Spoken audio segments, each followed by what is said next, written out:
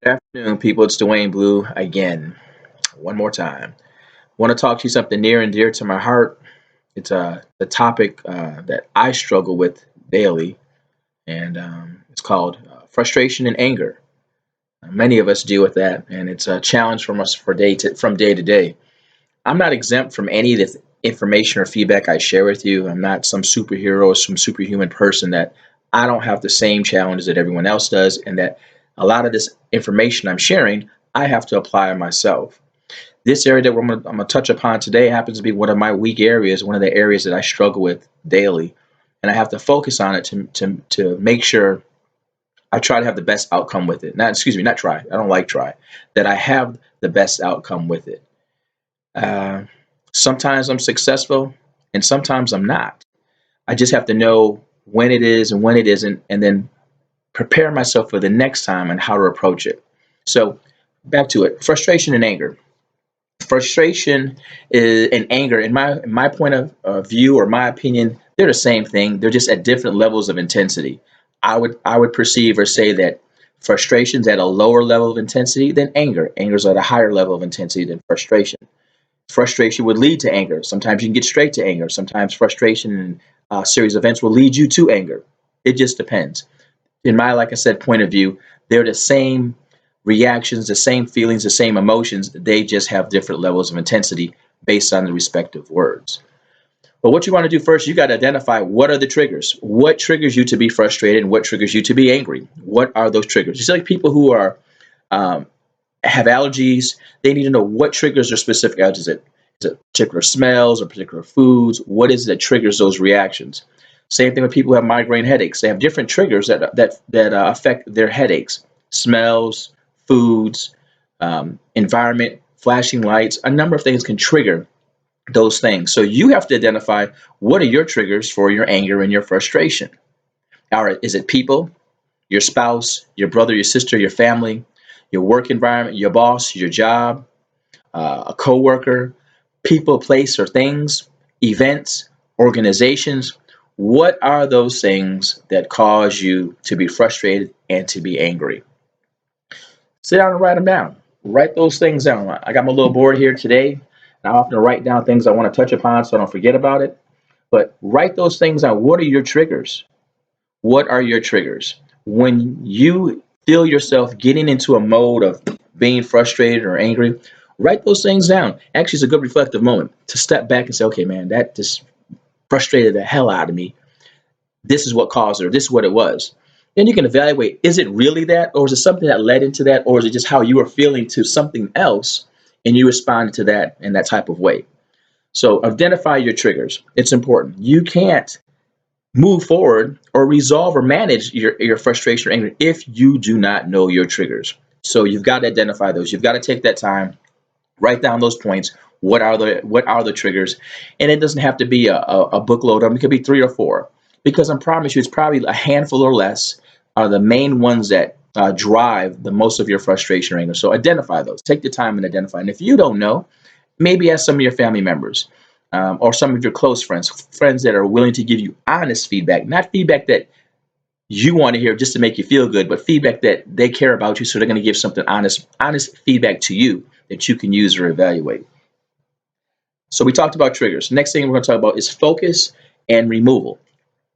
So solutions or tactics to deal with your triggers. Once the trigger is in place, it's moving, it's happening, it's affecting you. You've got to figure out, okay, how am I going to manage this? What am I going to do? You can practice these different methods or solutions in your head ahead of time. So if A happens, I'm going to respond with B. So you've got to be able to focus. Okay, here's that trigger. It's here. It's hitting me. It's hitting me. So you've got to maintain your focus. Okay, it's here. It's attacking me. Now what I'm going to do, I'm going to focus on not getting frustrated. I'm going to bring my level back down. I'm going to try to have a calm mind, and I'm going to I'm going to approach that trigger with a different level of focus, not the reactionary focus up here, but I'm a little bit more calm, a little bit more manageable, a little bit more reflective, a more responsive approach to focusing on what it is and how do I manage or deal with it. It's hard for me to tell you how to manage or deal with it because it depends on what that trigger is or what it may be. But you'll need to focus Once you identify that trigger and it's going, the focus is you in your head on, okay, here it is. Okay, we're going to manage through this. And you're self-talking yourself, you're guiding yourself through it. Sometimes self-talk won't work. Sometimes you can't guide yourself through it based off of focus. Sometimes you have to do the other option is remove it. Removal. It's either remove it or remove yourself. Pull back, pull it back. Like I said, push the item away, or take yourself out of the situation and move. That way, it gives you time to give yourself some space and some separation, and time to think about what was going on, what happened, and to prevent you from getting frustrated. That might even take you to an anger. A lot of times, if you have to remove yourself from the situation, it's probably going to take you to an angry state of mind. So remove yourself. So you want to focus, number one, and here it is. I've got a plan in my head. I've got an approach. I'm going how to deal with this, or how I'm going to handle this in a more responsive way as opposed to a reactive way. Or number two is, I got to remove myself from this situation temporarily so I can get my head back together. I can collect my thoughts. I can do a huddle, come back and punt, maybe get 3 points, something of that nature, just to regroup. Next item will be practice. Practice makes perfect. If it doesn't make perfect, it makes better. You're going to have to practice this daily, because there are going to be triggers that attack you daily. So you got to focus on what it is, what your approach is going to be, or remove that we just talked about. But you're going to have to practice those techniques on how to handle those triggers. And that's very important. You may, well, I don't want to practice. I mean, I'll do it once or twice. Well, I promise you, if you do it once or twice, you may not be successful. I have to practice these daily. I promise you, daily. As recent as within the last 24 hours, I've had to practice these techniques on how do I manage my way through these triggers of frustration and anger. What's causing them, and what's driving them, and how am I going to manage it? Because you have to manage it. Don't let it manage you. Once you let it manage you, it controls you. Everybody wants to be in control per se. Well, if you want to be in control, you need to learn how to manage those two items. And most of us don't do a very good job with it.